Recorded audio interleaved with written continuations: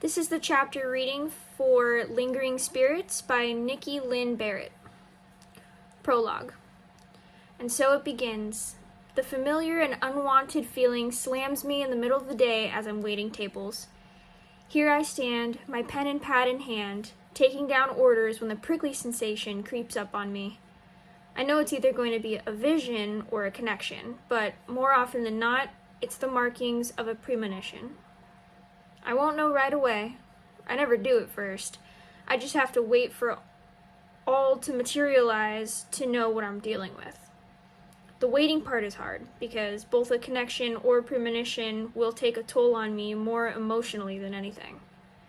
Are you okay? The kind patron I'm in the middle of serving asks. I can't imagine what I look like to these people. Strangers have no idea what's happening on the inside. Most people couldn't fathom what I know, what I deal with, and what baggage comes with my past. They'd run miles, far the hell away from me if they did know. I just need a minute. Let me finish getting your order and then I'll put it in.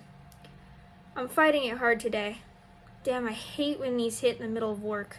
I can't easily hide out and try to understand, especially if my brain is establishing a connection with an unsuspecting person. I inevitably have to talk to them so I can understand why we've connected.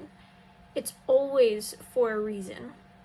It takes a while to figure out why these connections happen, and they're often awkward and tiring. Not only do I connect telepathically, but it's because I've been chosen to help them with something. It's the only reason we connect. I've never understood. Only do what I can to assist and then break away from the person. Hey, I need a quick break, I call out to my manager after putting in the order. I'll just be a few. He waves me off, which means I'm safe to go, so I head outside and catch my breath while this continues. It's not draining on me other than the initial contact. This one's strong and nothing's coming with it yet, so yeah, I'm connecting with someone. I've never known why I'm the only one in my family with telepathic and psychic abilities. It's a curse. I never knew normal, especially in the last 10 years of my life. I rub my temples and sink to the ground. Then his thoughts invade my head. So a male. Great. Getting into a guy's head can be interesting and disturbing in the same sense. When I start to see things is when I'm really unnerved. Now this is strange. I'm able to see through his eyes. How? How is this possible? I reel back, uncertain of why it feels like I've got an insight to not only his thoughts, but what he's seeing too. I've never done this before. What makes this connection different? Why am I able to do this? He's in a bar. I can see the liquor bottles and someone comes out of the door next to it. Is he a drunk, ready to call it quits on life? I've dealt with one of those before. About 6 years ago, maybe? I don't remember. Hey, Russ, the guy says to him. Russ must have shifted his gaze because now I get a clearer view of what's in front of him. Russ. Okay. Hi, Russ. I hope I don't make you crazy, but why am I able to see what you see? I'm sure you won't be able to tell me that, will you? I stifle a chuckle at my thought. He can't hear me right now, or if he can, it'll be a miracle, because only one person has been able to connect with me this way. It was the first I'd ever severed before I found out what I needed to do. I only wish I'd done so sooner, but there's no point in wishing. If I had done so sooner, I'd be dead. Actually dead, and not just pretending to be dead. I mean, I'm living, but the people who matter don't know that. They haven't seen me in 8 years. Can't forget the first year. I couldn't if I tried, and I've most definitely tried. The man who connected with me 6 years ago, the one I said was contemplating life and death, so was I at the time, and he saved me too. I don't think he knows it. I don't even know who he is, where he is, or if he ever wanted to give up again. I don't keep up with severed connections once I'm able to help them. Hey, Russ says to the guy. My inside's warm. His voice is comforting, and I won't mind hearing it. Well, I guess that depends on what this guy is into. All right, Russ. Why have we established a connection? I muse softly. What is it I get to do for you? His thoughts revolve around his friend and some favors that he's doing for him. Interesting, but nothing out of the ordinary. He's also thinking about his new responsibilities at work. Congrats on your promotion, man. Hey, thanks, Russ says, and his voice radiates with excitement. Been a long time coming, but it's a step up. You're gonna take over the place one day and start your own? The man asks. Not sure. I'll figure that out later. Right now I still need to finish securing my next degree. Well, now that I'll be working under you, I hope you'll still be nice to me. Russ laughs. Yeah, I suppose, he teases, then stands up and walks off somewhere. Oh, ew, he's going to the bathroom. I don't care to see what it looks like from a man's point of view when he pees. Luckily, that's not what he's doing, but I won't escape that fate forever. He's washing his hands, then glances up in the mirror. The most intense sky blue eyes catch my attention. He's got freckles and the wildest red hair, too. He wears it in a ponytail. I don't think I've ever been interested in a redhead, but this one, he's gorgeous. I think he might be around my age. If only he'd stare in the mirror a little longer. I want to take some time to memorize his features. Hey, here's a positive to this strange new ability. I can dream of his face when I want to. After all of the hell I've been through, it's nice to know I can still feel an attraction even to a man who has no idea of the insight I have to his world right now. He looks tired and at unease. Why? I'm sure I'll find out soon enough. Then Russ steps out and heads back toward the bar. He catches a glimpse of someone else, and the guy waves. What are you doing here? Russ asks him. I've been wanting to talk to you. Been gathering up the courage to ask. I know it's a few months away, and maybe I should have asked sooner, but the man rakes a hand through his jet black hair. I wanted to know if you'd ever consider being my best man? Russ is silent, and his thoughts are all over the place. The gist of it is, once upon a time, he did not like this man. Like, at all. I'm officially intrigued. Awkward? The guy asks him. I'm your best man, Logan, Russ tells him. I don't know why you have to work up the courage to ask me that, but I'm glad you did. I'm honored. Really, I am. I'll take care of your sister, I promise that, Logan says. Oh, so that explains the weird reaction. Russ is protective of his sister, and this man is the one who'll spend the rest of his life with her. The very same man Russ didn't like once upon a time. I'd love to know the reason. Hey, I'm nosy. What can I say? If I'm going to be reading the man's thoughts, then I'd like to know the full scoop. I sense some troubled history, but his thoughts aren't very revealing on the details. Russ hands him a glass of water. I know. Still have reservations about me? He sits down across from Logan. Maybe a little. I might always, but I've also seen how you've made her happy over the last couple years. You're exactly what she needs, and I think she's exactly what you need. I might even like you enough to say we're friends. Good friends, even. Relief washes over Logan's face. Yeah? Yeah, you aren't half bad, McVeigh.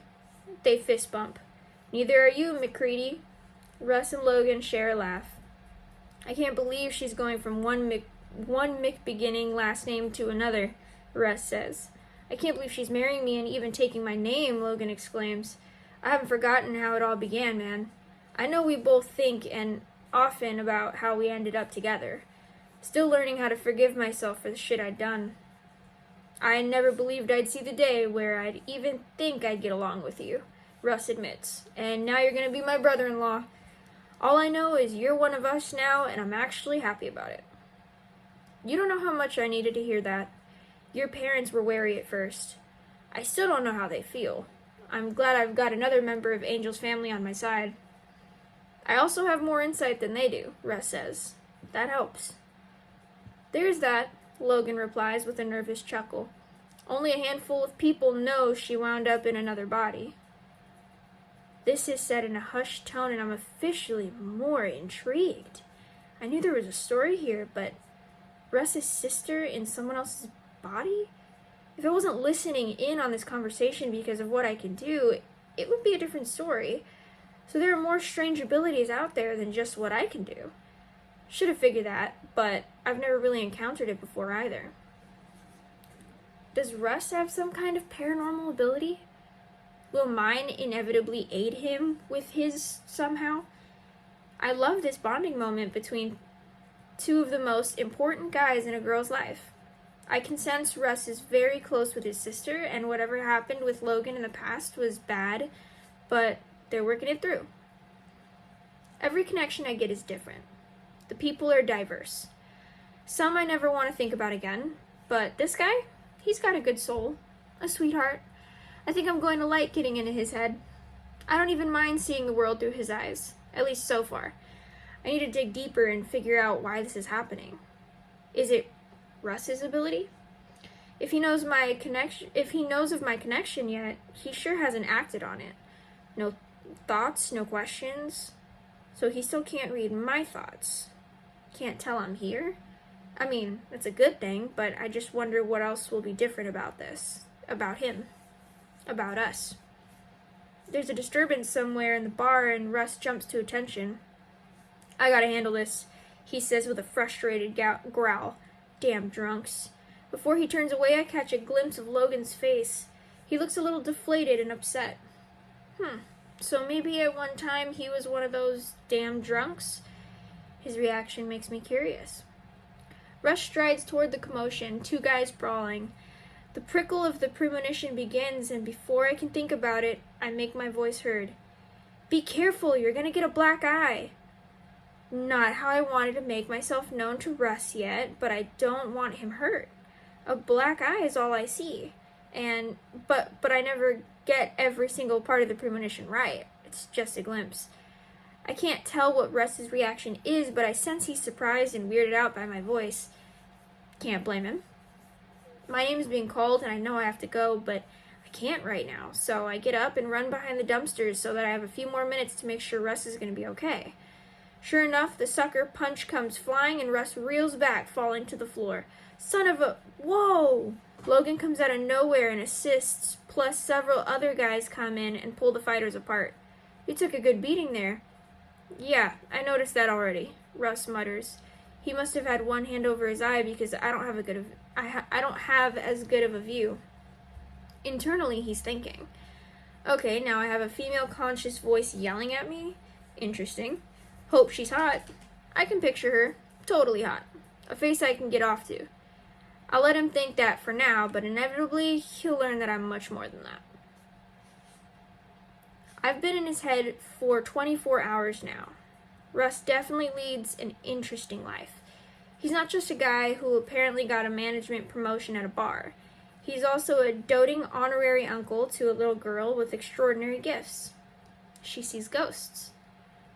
Are you helping Daddy with ghost stuff again? She asks him. Russ nods. Yep, sure am. You don't tell anyone about this, right?